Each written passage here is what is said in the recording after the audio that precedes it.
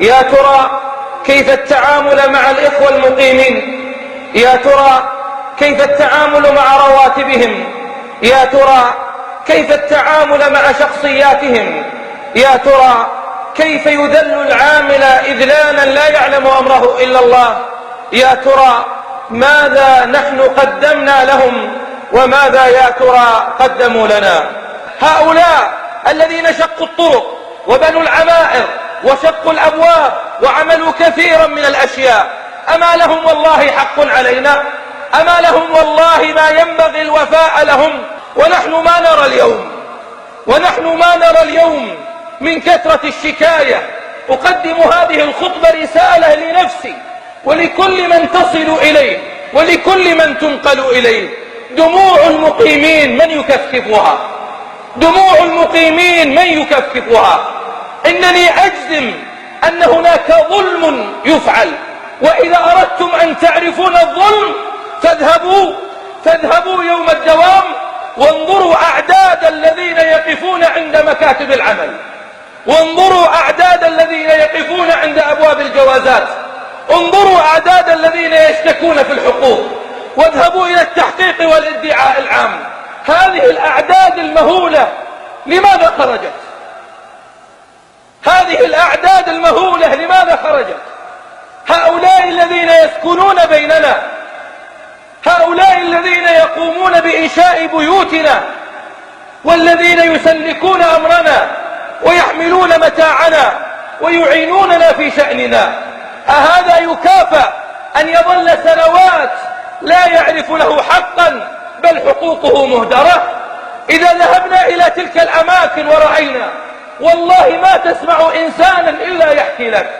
أنا ما رأيت، لكن قرأت واطلعت وكثرت الشكاية. فاسمعوا معي هذا الحديث. يقول صلى الله عليه وآله وسلم: إخوانكم، سماهم إخوان.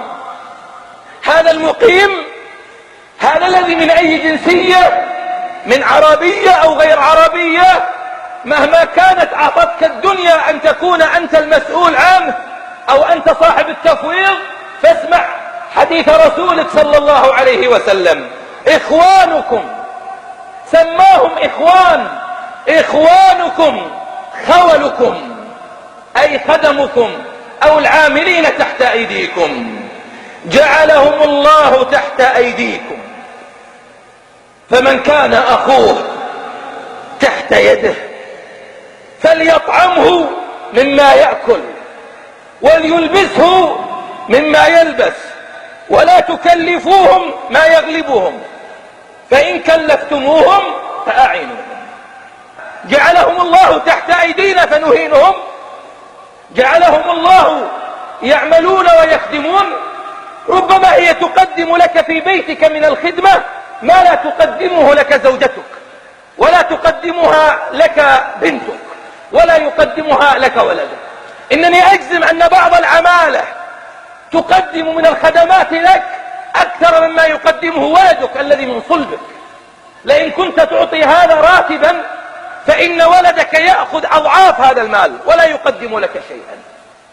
أما يستحق هذا أن ينطبق فيه هذا الحديث فيعامل بمعاملة حسنة ويرأف بحاله ويعطى من حقوقه؟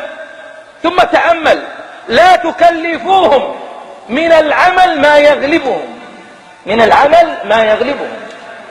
وقعت معه على عقد عمل في المجال الفلاني، شغله في المجال الفلاني. وقعت معه يعمل في كذا، واعمل معه في كذا.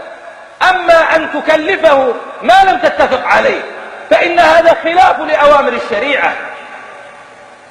لذلك ربنا سبحانه وتعالى يأمرنا فيقول: إن الله يأمركم أن تؤدوا الأمانات إلى أهلها وإذا حكمتم بين الناس أن تحكموا بالعدل.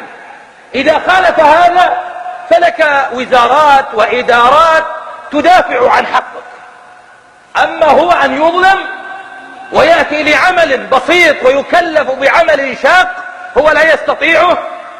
لذلك أيها المسلمون، فإن كلفتموهم فأعينوهم، مد يدك معه، ساعده بأمره، أعنه بأشيائه، قف معه، إن الإنسان منا أدرك زمنا كيف كان يعمل أبناء البلد في البنيان وغيرها، كيف صاحب البيت يقدم لهم الإفطار ويقدم لهم الغداء، وكانت الأموال التي يأخذونها أضعاف ما يأخذه المقيم اليوم، ومع ذلك كان يكرم بالإفطار وبالغداء وبكل شيء.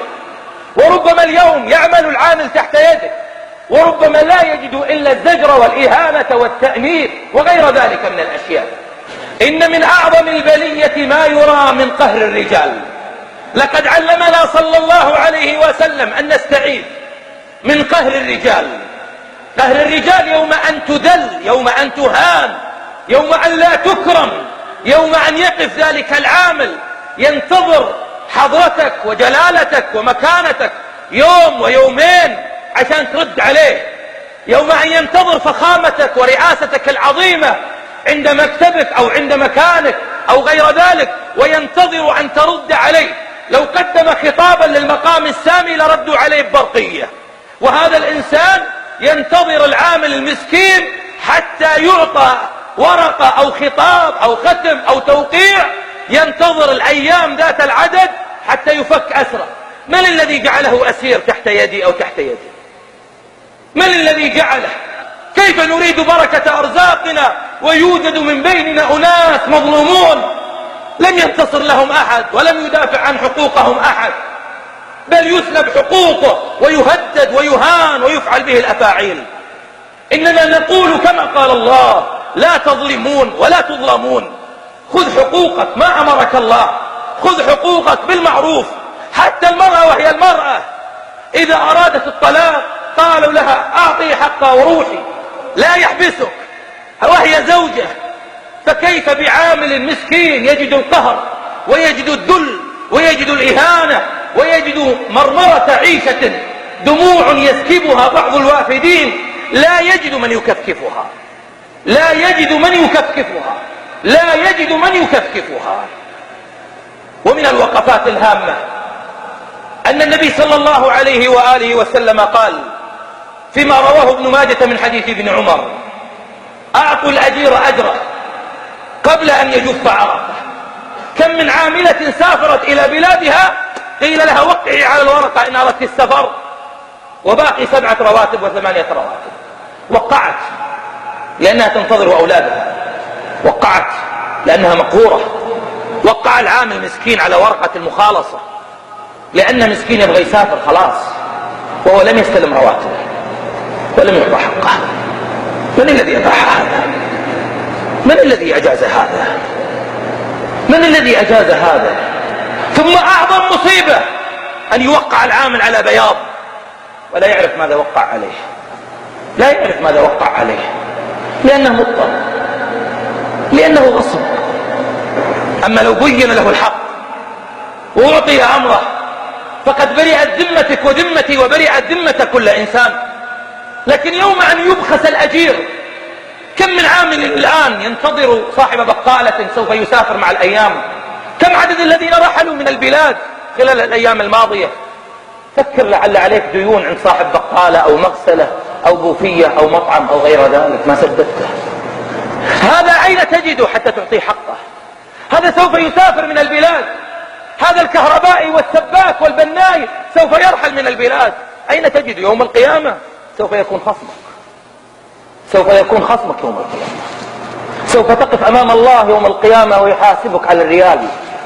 والله لو قرأ كل إنسان منا قول الله: فمن يعمل مثقال ذرة خيرا يره ومن يعمل مثقال ذرة شرا يره. إذا كانت الذرة سوف يحاسبنا الله عليها، فما بالك بحقوق لأناس لم يعطون حقهم. أحد الإخوة من اليمن اضطر للسفر لظروف ما، رحل إلى بلاده بعد 10 سنوات استطاع يأتي. ذهب يقول لي بنفسه، ذهب يضرب الأبواب التي للبيوت بناها. هذا البيت هو اللي بناه وهذا البيت هو اللي بناه. قال: أعطني. قال: ما أعرفك. ما تعرفه؟ سوف يأتي رب يوم القيامة يعرفك من هو هذا. سوف يأتي رب يوم القيامة يحاسبك حسابا عسيرا.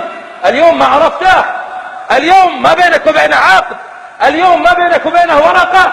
سوف يأتي اليوم الذي يقتص منك هذا المسلم أو غير المسلم سوف يقتص منك، لأنك أخذت مظلمة منه وحقا من حقوقه. كن أنت المظلوم ولا تكن أنت الظالم. كن أنت المسروق ولا تكن أنت السارق. كن أنت المأخوذ منه ولا تكن أنت الآخذ. كن أنت صاحب الحق ولا تكن أنت المطالب بالحق.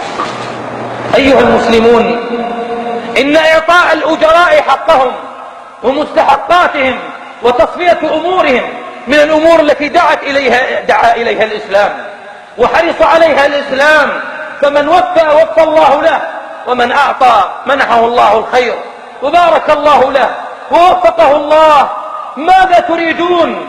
اقرأوا سورة الحديد وانظروا ماذا عاقب الله جل وعلا من أعطاهم الله النعم أزالها الله. اقرأوا سورة القلم وانظروا إلى أصحاب القرية ماذا فعل الله جل وعلا بأملاكهم وخيراتهم وأمورهم. وأنتم تقرؤون سورة الكهف اليوم ورأيتم كيف الأخ ينصح أخيه، ورأيتم كيف الأخ يحاول أن يبين لأخيه النصح وما يسمع، ولكن النتيجة أن جعلها الله حصيبا خامدة لا ترى فيها شيئا. قدرة الله يا أحبة إذا نزلت أخذت للمظلوم حقه. 3 دعوات لا ترد: دعوة المظلوم على من ظلمه. ماذا يستفيد من سالت دمعته بالليل ظلما وقهرا وقسرا وهو يدعو علي أو يدعو عليك؟ ماذا؟